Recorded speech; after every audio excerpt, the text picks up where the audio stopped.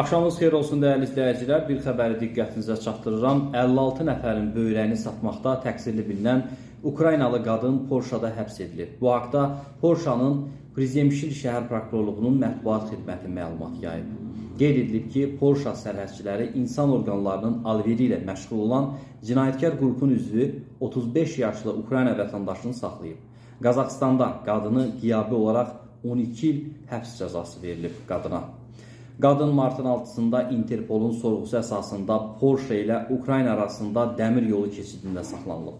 Saxlanılan şəxs 2020-ci il noyabr ayında axtarışda olub. Qazaxıstan xüsusi xidmət orqanlarının məlumatına görə qadın 2017-2019-cu illərdə cinayətkarlıqla məşğul olub. Onun qurbanları arasında Qazaxıstan, Ermənistan, Azərbaycan, Ukrayna, Qırğızistan, Tacikistan, Özbəkistan və Tayland vətəndaşları olub. Dindirmədən sonra prokurorluq rayon məhkəməsində həbs edilən şəxsin sonradan ekstradisiyası üçün 7 sutka müddətinə həbs edilməsi barədə vəsatət qaldırıb.